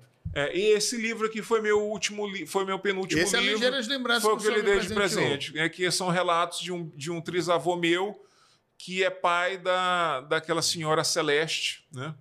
Professor, e esse... Isso aqui é a indumentária do Instituto Histórico e Geográfico do Maranhão. Ok. Né? Esse colarzão aqui... do Instituto Histórico. Aqui, o colar e o broche aqui. Eu fico cocunda. Duvido. Pode passar. Eu gostei muito de conversar com o senhor. O senhor conhece a história do Maranhão, o senhor é preparado. Não, onde falta muito. Tu é longe. Aqui o nosso imperador. E esse foi meu último livro, foi lançado... Se a gente tivesse permanecido no Império, não tivessem dado aquele golpe militar, o Brasil hoje era uma potência mundial. Pois é, né? E o... Prefácio, Ives Gandra Martins. Prefaciou, foi convite do nosso editor, José Loredo, da livraria e editora Resistência Cultural. Princípios de Direito e Política da Monarquia. Muita gente acha que, porque como tem a figura do imperador, acha que o livro é falando da monarquia lá do século XIX. Não, o livro fala da monarquia dos dias presentes, né? Para que o sujeito que pegar um voo e descer em Madrid não ache que está desembarcando no absolutismo. Né? Porque lá a Espanha é monarquia, né? Então eu discuto a monarquia nos dias presentes. Né? Olha aqui, para vocês que ficavam dizendo que eu estava falando errado, o nome dele é Diogo Guagliardo Neves. Mas Aí ele aportuguesou e botou Gualhardo. Na verdade, não fui eu, né? Mas antigamente, né? Alguém teve essa ideia, né? Mas a pronúncia italiana é Gualhardo. Né? Curiosamente, a esposa do Dom Pedro II era italiana. A imperatriz Teresa Cristina, ela era princesa do reino das duas Sicílias, né? Que é Nápoles e Sicília. Ela era italiana. Eu tenho o sonho de conhecer a Sicília. E, enfim, então, a pronúncia é Gualhardo. Curiosamente, a nossa cidade Imperatriz, onde eu nasci, tem esse nome em homenagem à Imperatriz Teresa Cristina, né? Imperatriz Teresa Cristina, né? Teresópolis também, né? Não, Teresa Cristina. Então, aqui é o Jardim, a eira do Sobrado, lá do Sobrado, que foi construído pelo Barão de Grajaú. Então, e aqui, essa foto, o original é do meu acervo. Isso aqui é os jardins da casa, né? Para você ver como era uma casa. Como era uma casa nobre, tinha essa estátua de porcelana aqui no meio do jardim, né? Os caminhozinhos, né? O original tá aqui. Isso aqui é o sobrado, né? Hoje é um pátio, né? Não tem mais as plantinhas, né? Mas já foi, na época, constituído como jardim da casa. Quer dizer, não tinha um casarão aqui na esquina. Era um jardim do imóvel. Pode passar, só registrando aqui que o Thalisson Andrade escreveu grandes mestres, companheiros dos ideais monarquistas. Seriam necessários muitos programas para comentar sobre a riqueza da nossa história. Forte abraço. Dom Diogo é uma grande referência a nós monarquistas no Maranhão. O seu livro sobre o direito monárquico é base da minha pesquisa do TCC, que já estou escrevendo. Olha só que legal. Thalisson é nosso aluno, foi nosso aluno no Turu. Olha só. Posso ajudá-lo depois ele entrar em contato comigo. Aí, Thalisson, se colocando à disposição. Eu orientei um TCC, porque além de monarquista tem que ser parlamentarista, né? E eu orientei um TCC do João, hoje advogado, lá ele era aluno lá do campus do Anil. E ele queria dizer que dá para fazer uma emenda constitucional na Constituição atual, convertendo o presidencialismo em parlamentarismo. Eu disse, meu amigo, essa tua teoria, ela é uma teoria assim, muito particular sua, mas vamos encarar esse problema. E eu orientei e ele passou com 10, viu? Aí, sabe Deus como. Aqui é sua bisavó. Aqui é minha bisavó no jardim da casa. O senhor pode ver pelos arcos, né? Pode passar. É isso aí. A freirinha. Então, isso aqui é o sobrado, né? Isso aqui é uma foto do começo do século XX. Isso aqui é o sobrado. O mesmo sobrado. O mesmo sobrado. Aqui é o Palácio das Lágrimas lá. Agora o senhor falou. Hoje é aquele prédio, infelizmente, abandonado, que foi a faculdade de odontologia e farmácia por muito tempo. Mas no começo do século XX era esse sobrado aqui. E tinha também esse outro, essa casa com mirante. Os dois foram demolidos para fazer aquele edifício. Sacada, mirante fica em cima. E esse sobrado aqui, que era o Palácio das Lágrimas, foi um dos maiores, se não o maior do Maranhão à época. Talvez ele tenha tido mirante também, mas como você pode perceber, ele não tem mais o telhado, né? Que tá vago aqui. E aquele prédio é belíssimo. Dá pena passar na frente. O poeta Souza Andrade quis fazer aí a primeira universidade do Maranhão, que seria uma universidade livre, né? Mas não alcançou recursos. E aqui os nossos tradicionais azulejos. Não, aqui a luminária. Sim, os postes. Não existe mais esse poste aqui, né? Isso aqui também foi saqueado, tiraram esses ladrilhos aqui da fachada do casarão. Essas nossas luminárias aqui, quando da atuação do IFAM, na recuperação de boa parte do centro histórico, eles procuraram manter. O mesmo padrão. Ah, mas quando foram fazer agora na Rua Grande, tiraram, botaram umas coisas modernosas lá. Infelizmente, a mentalidade modernista foi desvirtuada, né? Mas só para concluir Opa, volta lá. não, pode ser. Isso aqui eu queria só dizer que provavelmente o sobrado do Palácio das Lágrimas ainda era maior. Ele deve ter perdido mais uma parte aqui. Né? Pode passar. Isso aí. Aqui é o Rio Anil, Companhia de Fiação do Rio Anil, que hoje é o Esse prédio é belíssimo. Aqui é uma torre aqui enorme. A chaminé. E o senhor sabe que... Essa chaminé, se não me falha a memória, ainda está lá. Está lá. Foi preservada. Felizmente preservada. Obra e graça do governador Lobão e de Dona Anice, que na época era secretária. Essas estatuetas... Que reformaram para fazer o Sintra. As estatuetas que compõem aqui a fachada, aqui no alto, você pode ver, elas estão hoje lá no Museu Histórico e Artístico. Pode passar. Uma estatueta de terracota. Esse aqui esse é irmão da minha avó, irmão daquela que casou, tem aquela foto do casamento, que é o Seu Duca. Eu conheci Seu Duca. Essa aqui é uma foto de 1928, está datada aqui, 3 de outubro de 1928. Você sabia que no Maranhão tem um cidadão que recupera essas fotos? Eu sei. Eu até queria para uma pessoa recuperar, mas eu terminei não encaminhando esse projeto. Por que eu trouxe aqui a foto do Seu Duca? Nós estamos chegando próximo do Carnaval, né? Ele foi o fundador de um antigo bloco tradicional chamado Os Vira-Latas. Eu lembro. Que tem música dos Vira-Latas no YouTube. Tem um hino dos Vira-Latas. Ele é fundador dos Vira-Latas. Eu lembro dos Vira-Latas. Pode passar. Ele é o fundador dele. E naquele tempo se dava as fotos de presente, né? Ele dava ali ao papai com carinho. Então, essa vista aqui, isso aqui é onde hoje é a Praça Maria Aragão. Incrível, né? Aqui é o navio, o Maria Celeste que Não, isso é muito antes do Maria Celeste, isso aqui é de 1905, 5 de setembro de 1905. Então isso aqui hoje a Praça Maria Aragão, ela é um grande aterro, né? E, inclusive esse navio aqui, ele foi abandonado lá, ele fez até parte do próprio aterro, ele está aterrado lá, esse navio, né? Os restos dele. Que aqui na verdade é uma rinha, né? Segundo o professor Afrânio Weber Filho, né, de geografia, esse braço do Rio Anil que avança, que é ocupado pelo mar, sim, né, é uma rinha. Então, aqui o primeiro aterro, na verdade, foi a linha de trem da Ferrovia São Luís Teresina, porque bem aqui foi construído o terminal lá da João Pessoa, né? Foi inaugurado no começo da década de 30 e foi feita a linha. Com a linha, fechou aqui o espaço, depois ele foi aterrado e fizeram Maria Aragão. Bacana. Isso aqui... Querida amiguinha, já me terás esquecido. Muito legal, né? Recebeste o postal que te dirigi em julho, findo. Olha a redação, que coisa linda. Saudosa. É saudosa? É saudosa, hein? Envia-te beijos. Exato. Em profusão a tua Alice. Alice, exatamente. Que mamãe, fantástico, né? Lindo. Mamãe e as meninas enviam-lhe abraços e saudades. Bacana demais. Fantástico, né? Isso aqui é a desaparecida Praia de Santo Antônio, que era chamado, né? Por causa da igreja de Santo Antônio que está aqui próximo. Sim. É daí a Praia de Santo Antônio. Pode passar. E esse aí é o grande monograma dos Santos, da família Santos. Exatamente, o monograma da Fabril, né? Companhia Fabril Maranhense, coisa belíssima, né?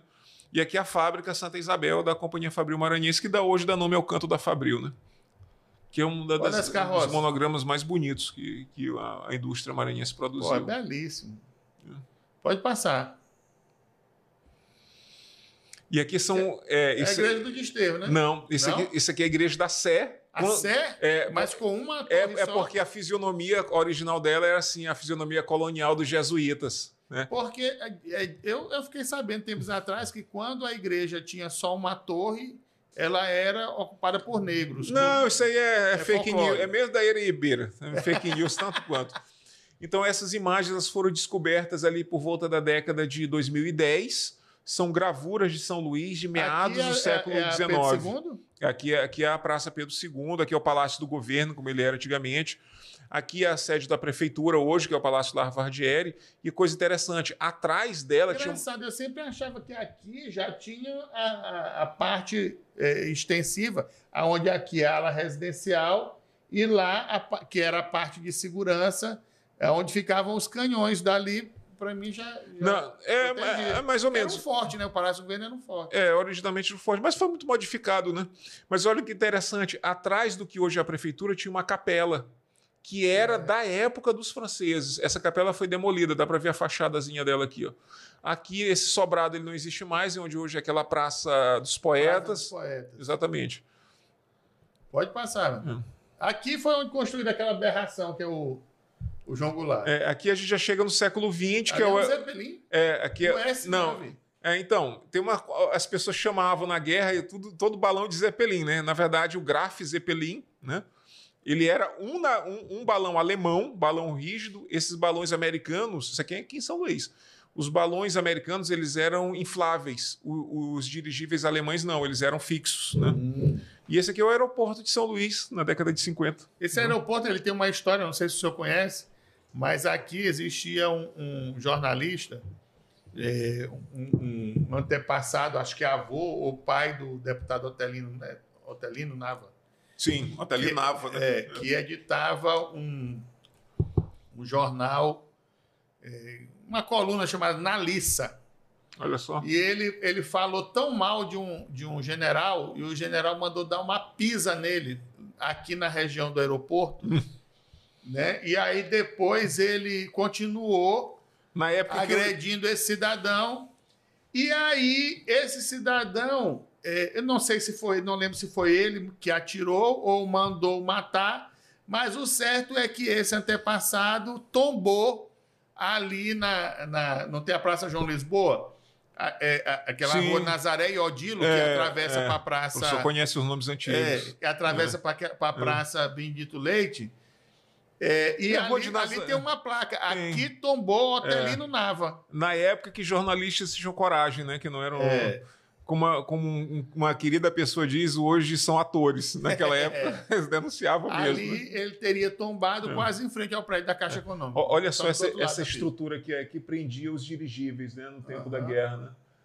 Né? Ainda existe no Recife a estrutura original que prendeu, que segurava lá o Hindenburg quando passou pelo... Esse prédiozinho acabou, né? Foi demolido, infelizmente. Pode passar, Vinícius. Aqui de novo a marca da Companhia Fabril. Pode passar. Isso aqui é a Fabril também. É a rua Senador João Pedro. Aqui é a antiga Vila Operária, que eu lhe falei na entrevista passada. A rua João Pedro é aquela que vem do Parque Bom Menino, que passa ali pelo... Exato. Veja como ela era arborizada. Aqui é a Vila Operária da Fabril. Isso aqui é o relógio. É onde hoje tem umas casinhas de gesso. Exato, que são antigas casas dos operários, que isso deveria ter sido tombado e preservado também, hoje está entregue. Isso aqui é o relógio, está lá ainda da estrutura do relógio lá. Quase na área do supermercado. Exato, que era a unidade Fabril. E mais para cá vem ser exatamente o palacete. O senhor sabia que descendo lá, onde hoje é o Corpo de Bombeiros, lá embaixo, havia um grande tanque de água imenso, um circular, que era água para abastecer a caldeira da fábrica. E nesse tanque, que era imenso, era uma coisa gigantesca esse tanque, era um açude artificial construído pela fábrica, foram onde aconteceram as primeiras competições de natação no Maranhão, no começo do século XX. Não sabia. Professor, mais para cá é o palacete. Exato. Aqui, subindo aqui. Atendendo ao Peterson. Exato. Atendendo ao Peterson. Esse palacete foi importado, né? Ele veio pré-fabricado da Inglaterra. Como a própria fábrica veio também, né? Mais um, só para encerrar, porque nosso tempo esgotou. Como o senhor disse que não ia dar tempo, Pois né? Eu lhe disse. Tem foto aí. Falar do Maranhão é um negócio assim envolvente e eu tinha certeza. E é bom conversar com o senhor que conhece a história, né? Tem preparado. Eu costumo dizer para minha esposa que uma das grandes paixões da minha vida é o Maranhão e a história do Maranhão. Eu sempre que posso... Sempre que tenho possibilidade de ter acesso, eu leio muito. Isso aqui, respeito. Eu estou olhando aqui, professor, isso aqui está bem aqui na virada da rua. Essa casa aqui ela foi fatiada ao meio, mas ainda tem esse arcozinho aqui com essas duas janelas lá. Se eu for lá hoje, está lá esse pedacinho aqui. E aqui eles dividiram, fizeram outro imóvel aqui. Né? Tem um colégio bem na curvazinha, tem. Pode passar, Vinícius. E aí tu faz a gentileza de colocar a nossa a nossa homenagem ao nosso entrevistado. É porque a gente tem uma música aqui, professor, que a gente coloca no final. É mesmo? Aqui o Palacete, que aqui o Peterson estava perguntando. A gente pode até encerrar aqui. Isso aqui é a mesma imagem, né, da Rua João Pedro. Aqui é o Palacete. Olha que coisa belíssima, né? Que foi conhecido como Casa de César Abud. Aqui já é nos anos antes 50. De Nhozinho Santos, né? Não, é depois. O César Abud é depois. Aqui já é do César Abud, da família dos Abud. Sim, mas antes foi dos Santos, né? do Alves dos Santos, exatamente. Da e esse Fabril. arvoredo aqui é esse mesmo que está aqui, esse aqui é dos anos 50. E aí, para quem não sabe, a fábrica Fabril foi construída pelo pai e por Nhozinho Santos, que nada mais é do que a pessoa que trouxe o futebol para o Maranhão e em nome de quem é dada a nossa praça esportiva do centro da cidade, que é o Estádio Municipal Nhozinho Santos. E aqui na área do Palacete e na área da fábrica da Fabril, nós tínhamos o estádio Santa Isabel. Exato. E foi por lá também que surgiu o nosso querido motoclube. Eu vou deixar o querido aí por sua conta. Eu como bom maquiano. Depois ele foi presidido pelos Abud. Exato. Então aqui era para ser o Museu do Futebol do Maranhão, que era um outro museu que o nosso estado merecia, mas infelizmente a nossa classe política não atenta para isso. Um momento triste, faleceu ontem. Sim, o Emílio Ayub. Emílio Ayub, poeta que tem frases escritas em vários muros da nossa capital, e a dona Lame Abud, irmã dele, faleceram praticamente ao mesmo tempo. E é uma família extremamente tradicional do Maranhão, tendo inclusive o marido da Lâmia sido Eu vou me dar a liberdade deputado. de terminar o seu... Fique à vontade, professor. O senhor vê que um papo que versa sobre o Maranhão e nossas origens portuguesas, né, tendo como apoio um vinho alentejano... Tinha que ser, né? Eu lhe falei que é meu vinho favorito, né? Transformou ainda mais agradável esse momento. Já, Vinícius? Passa mais uma foto enquanto tu colocas nossa homenagem. Eu queria transmitir também minhas mensagens de condolências à família Ayub, dos vários amigos da família Ayub. Aqui é o carro do Nhozinho Santos, o primeiro imóvel do Maranhão, o primeiro veículo do Maranhão. Isso. E a fábrica Santa Isabel, que era de sua propriedade também. Dessa imagem aqui que eles fizeram o monograma. Pode passar, Vinícius. Vocês veem que a gente faria esse programa completo só os bondes de São Luís, que coisa fantástica. Conversando sobre as fotos, né, do professor, um acervo belíssimo. Aqui é ali no canto da viração, né? Esse aqui é o bonde próximo da Praça Deodoro, pessoal. Esse prédio aqui, ele pertence à família do meu querido amigo Cristiano Sardinha, do seu Célio Sardinha, professor da UFMA, nossos confrades no Instituto Histórico e Geográfico. E aqui o bonde... Aqui é a Rua da Paz, né? Aqui é a Rua do Passeio. Aqui é a Rua do Passeio? A Rua do Passeio. Canto com a Rua da Paz, né? Exato, perfeitamente a Rua da Paz descendo aqui. E eu sou um grande entusiasta da volta dos bondes ao Centro Histórico de São Luís. Eu também, já falei inclusive isso para Maurício. Não só pela questão turística, mas também de transporte público dentro da área central. Seria fundamental para a ocupação do centro. Exatamente. E várias cidades têm um serviço de bonde até os dias atuais. Lisboa tem um serviço de bondes, Santos em São Paulo tem um serviço de bonde. Bonde funciona no Rio de Janeiro, porque São Luís do Maranhão não. Bonde Santa Teresa, famoso bonde Santa Teresa. Exatamente. Isso aqui é década de 60. Belíssimo. Né? Foi um grande erro de São Luís perder seus bondes. Pode passar. Já soltaste a música? Professor, enquanto o Vinícius libera a nossa última fotografia, eu queria lhe dizer que aqui nós temos por hábito, ao final do programa, nas considerações finais, colocar uma música que me agrada muito e que eu nunca digo o nome para os nossos entrevistados. Olha só. Que é para que eles tenham a curiosidade de chegar indo para casa, assistindo o programa pelo YouTube, né, revendo sua entrevista, para no final se deparar com esse momento, que é uma música que eu gosto muito. Ela é uma música para cima e que ela retrata bem essa satisfação que nós temos em receber os nossos convidados, registrando sempre pessoas do mais alto gabarito que vêm aqui tecer suas considerações sobre sua área de trabalho ou sobre o seu segmento que mais lhe agrada. E ter o senhor aqui hoje falando do Maranhão, das nossas reminiscências, foi maravilhoso. Eu tenho certeza que esse programa vai bombar no YouTube. As pessoas que têm curiosidade sobre a história do Maranhão vão gostar muito de saber, porque a gente pôde passar muita informação. E enquanto ele passa para a última fotografia que nós vamos exibir, tem trocentas, gente. Eu gostaria que o senhor olhasse para essa câmera e fizesse as suas considerações finais, apontando que foto é essa antes. Então, isso aqui é a antiga a central dos bondes, né? Ficava ali no Monte Castelo, onde hoje, se eu não me engano, é alguma coisa sobre... fizeram um memorial do Chorinho, praça, né? Que é subutilizado, né? Isso aqui é uma imagem da década de 80. Na década de 80 ainda tinha lá a sede dos bondes. Se reparar bem, ainda tem os restos dos bondes aqui dentro.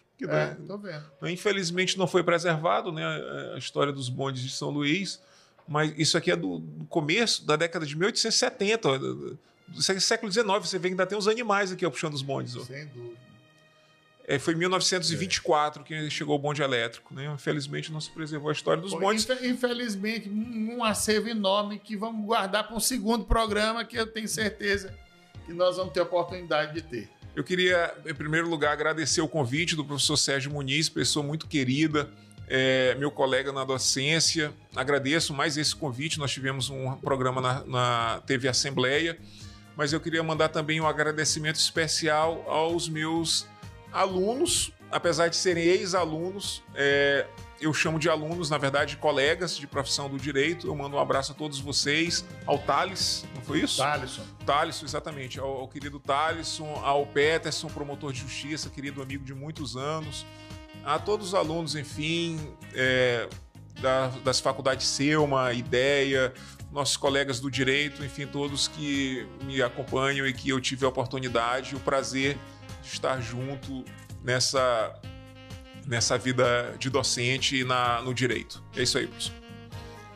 E a todos vocês que estiveram aqui conosco em mais uma Terça Legal, queria relembrá-los que esse projeto só acontece porque nós temos o apoio cultural da Progemax, que é a maior empresa de projetos públicos e privados do Maranhão, a Clínica Mônica Almeida, remoção de cárie e cirurgias a laser, é a única do Maranhão, o Grupo Silva, do meu amigo Carlinhos Silva, a Geração, eventos especiais, tudo em som, palco, imagem e painéis de LED, São Luís de Cima, as imagens de LED da nossa vinheta de abertura, a AGBox, a maior empresa de marketing digital do Distrito Federal, o meu blog, sergiomuniz.com.br, informação com descontração, a Porto Estúdio, que é essa casa que nos recebe com tamanha galhardia, a Maia Distribuidora, a maior distribuidora para hotéis, pousadas, lanchonetes e hamburguerias, a Gabi Pães e Companhia.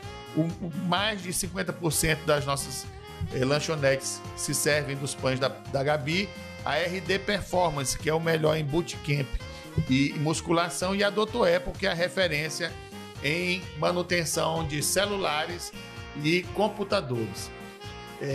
Professor, muito obrigado pela presença. Eu agradeço mais uma vez. Como nós temos muito assunto para tratar, tenho certeza que faremos uma continuação desse programa em alguma outra oportunidade.